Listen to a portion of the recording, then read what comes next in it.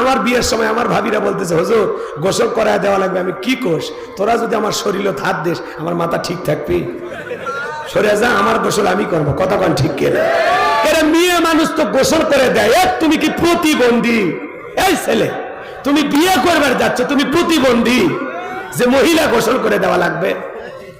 কথা কয় না ভাই, রাগ করতেছেন আপনারা। কথাগুলো শুনতে খারাপ লাগতে কিছু, এটা বাস্তবতা। এ কি কন আপনারা? কথা ঠিক আছে না? নাই এই ছেলে, তুমি বিয়ে করতে যাচ্ছ, গোসল করা দিচ্ছে অন্য মহিলারা, ব্যাপারটা কি? তোর মতলব কি? আবার দেখবেন যে মহিলারা গোসল করা দেয়, ভাবি চাচি, ভাবি দাদিরা, এরা গোসল টোসল করাইয়া লঙ্গি দেয় না, লঙ্গি অ্যাটাক করে রাখে। কেন? ওই যে গোসল করার যে একটা আলাদা একটা বিল আসছে, ছেলে টাকা দেয় তারপরে লঙ্গি দেয়। আমি তো চিন্তা করি সামনে যে পৌষ মাস আর মাঘ মাস চলে গেল, এরকম শীতের সময় যদি কোনো ছেলেকে লঙ্গি দিতে 2 ঘন্টা দেরি করে, ওর বিয়ে করে বাসার ঘরে যাওয়া লাগবে না, হাসপাতালে ভর্তি হওয়া লাগবে। কথা কোন ঠিক না? এই জন্য যুবক, তোমাদেরকে অনুরোধের ভাষায় বলে যায়, দেখবেন গোসল করা ভিডিও, আবার হলুদ পানির ভিডিও আছে না নাই? কথা কন না কেন? এই যে মা বোনদেরকে আপনারা হলুদ রঙের শাড়ি পরাইয়া টমটম ভাড়া করে দেন, অটো ভাড়া করে দেন, আলম সাধু ভাড়া করে বলেন যান ছেলের বাড়িতে হলুদ দিয়ে আসেন। বলেন তো কোন হুজুর কইছে জায়েজ? কোন হুজুর? এই যে আনুষ্ঠানিকতা, এটা কি জায়েজ? কথা কোন না আপনার? এই যুবতী মেয়েগুলো সেজে গুজে ছেলের বাড়িতে গেছে হলুদ দিতে। আবার ছেলে মদন ও একটু সাদা গেঞ্জি পরে, একটা লুঙ্গি পরে, গামছা দিয়ে, ফল ফুট সব নিয়ে দোকান খুলে বসে আছে। কথা কয় লাগে?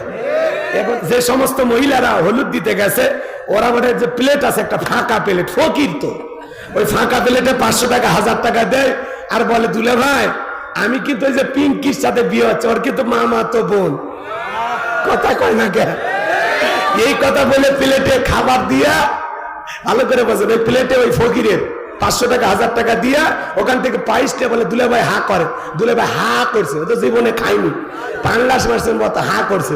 এই মেয়ে আবার হেব্বি সে আনা, দুলে ভাইয়ের মুখে না দিয়া 10 পর্যন্ত, হ্যাঁ নিজের মুখে দিছে, দুলে ভাইকে 10 দিছে, দুলে ভাইকে খাওয়াইতে পারে নাই, মানে দুলে ভাইয়ের মুখে না দিয়ে নিজের মুখে দিছে। বুঝতে পারছেন তো?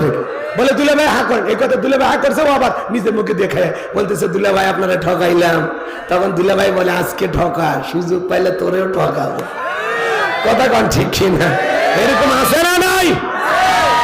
এই কথা বললে এই যুবতী মেয়েরা ওই ছেলেটার গাল নেড়ে নেড়ে হলুদ দেয়। আছে না নাই? শোনেন, হলুদ দেওয়া জায়েজ আছে, একটু মনোযোগ দেন। বিশ্ব নবীর কাছে একজন সাহাবী হাজির হয়ে গেলেন। নবীজি চেহারার মধ্যে তাকায় দেখে একটু হলুদ লাগানো। সুবহানাল্লাহ কোন? আমার নবী ডেকে বলে গতকালকে তোমার মনে বিয়ে হয়েছে তাই না? বলে হ্যাঁ হুজুর। তো হলুদ লাগাইছে কে তোমারে? বলে হুজুর আমার স্ত্রী। সুবহানাল্লাহ। নবীজি তখন মুচকি হাসলেন আর সুবহানাল্লাহ বলেন। তার মানে কি ওই সাহাবীর গায়ে তার স্ত্রী হলুদ লাগায় দিয়েছে, আপনার স্ত্রী যদি আপনার গায়ে হলুদ লাগায় দেয় এটা জায়েজ। কথা কয় না? কিন্তু যুবতী শালী আপনারে হলুদ লাগাবে, নিঃসন্দেহে এটি হারাম, এটি জায়েজ হতে পারে। এই জন্য হলুদ মাখানোর যদি এত ইচ্ছা থাকে, বাসর ঘরে 2 বাটি হলুদ আগেই পিষে ঘুষে রেডি করেন।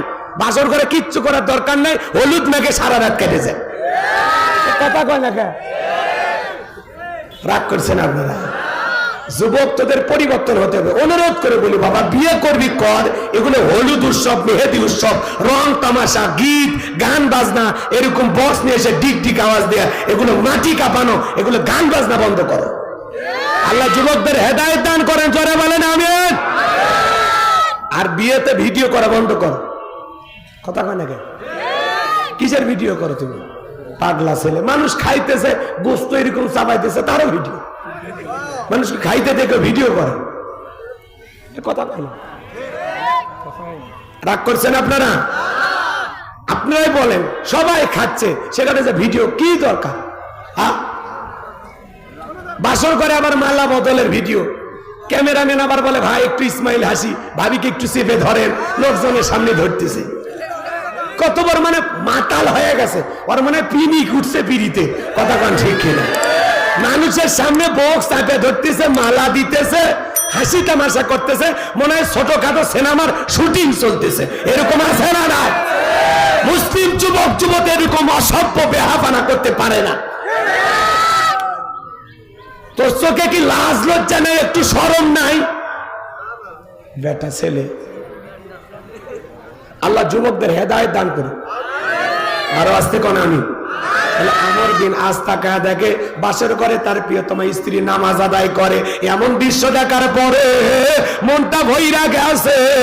বিবি যখন নামাজ আদায় করা শেষ হয়ে গেল, দেখেন বাসর করে নামাজ, সুবহানাল্লাহ বলে, নতুন জীবন শুরু করতেছেন, 2 রাকাত নফল নামাজ পড়ে শুরু করেন, আল্লাহর কাছে দোয়ার মাধ্যমে শুরু করেন। কথা বলেন ঠিক কিনা? গান বাজনা কি লাফালাফি নাচানাচি এগুলো থেকে আল্লাহ যুব সমাজকে হেদায়েত দান করেন। জোরে বলেন আমি। এবার আমর বিনাশ বাসর করে প্রবেশ করার পর স্বামী স্ত্রীর মধ্যে সালাম আদান প্রদান হয়ে গেল। এইবার প্রিয়তম স্ত্রীর মুখের ঘন্টা তোলার পর এক নজর তাকায়া মনের ভিতরে কষ্ট নিয়ে বাসর ঘর থেকে বের হয়ে আসলেন।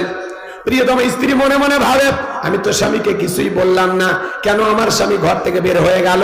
বিষয়টা আমি বুঝতে পারলাম না। ভালো করে বুঝবেন। এইবার মেয়েটা এক পা দুপা করে ঘরের দুয়ারে এসে তাকায় দেখে স্বামী বাড়ির বাহিরে বারান্দাতে দাঁড়িয়ে আছে। ডেকে বলে, স্বামী, জীবনে কোনোদিন কোনো পুরুষ আমাকে স্পর্শ করে নাই, আমি কোনো পুরুষের চেহারাও দেখি নাই, আপনি আমার জীবনের প্রথম পুরুষ। শুনেছি আপনি আল্লাহর অনেক বড় ওলি, যদি আজকে আপনি আমার হক না আদায় করেন, কঠিন কিয়ামতের ময়দানে আমি আল্লাহর দরবারে আপনাকে আসামি বানাবো। আল্লাহর ওলির অন্তরে ভয়। বাসর ঘরে প্রবেশ করলেন, বিবির সাথে ভালোবাসা বিনিময় হয়ে গেল। এইবার ভালোবাসা বিনিময় করার পর পরের দিন সকালবেলা উঠে চলে গেল।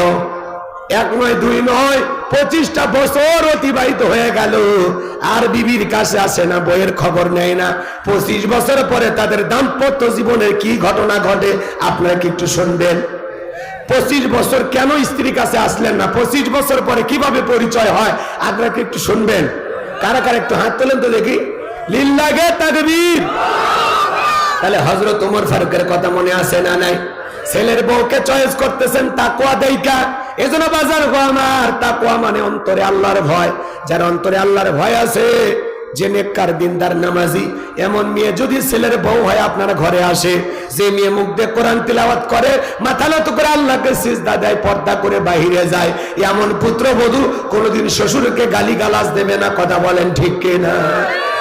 ভালো করে বোঝার চেষ্টা করবেন। সামনের দিকে যায়, আল্লাহ বলেন, আল্লাযীনা ইযা যুকিরাল্লাহু ওয়াজিলাত কুলুবুহুম, যারা ঈমানদার তাদের সামনে যখন আমি রবের নাম উচ্চারণ করা হয়, ভয়ে তাদের অন্তরাত্মা কেঁপে ওঠে। তাহলে আপনার আমার অন্তরে একমাত্র ভয় থাকতে হবে কার? যাদের অন্তরে ভয় আছে আল্লাহ, তারা দুধে পানি মিশাবে না, খাদ্যে ভেজাল দেবে না, ওজনে কম দেবে না। খাদ্যে ভেজাল দেওয়ার ঘটনা সমাজে আছে না নাই? সিন্ডিকেটের মাধ্যমে খাদ্যে ভেজাল দিয়া প্রত্যেকটা জিনিসের দ্রব্যমূল্যের ঊর্ধ্বগতি, বাজারে আগুন লাগায়, মাল মজুত করে, 10 টাকার জিনিস 30 টাকা বাজারে দাম বাড়ায় দেয়। এরকম সমাজে আছে না নাই? যারা সিন্ডিকেটের মাধ্যমে প্রত্যেকটা জিনিসের দাম বাড়াইয়া জনগণের প্রতি জুলুম করতেছেন, আজ হোক কাল হোক আল্লাহর দরবারে প্রত্যেকটা টাকার জবাব একদিন দিতে হবে। কথা বলেন ঠিক কিনা?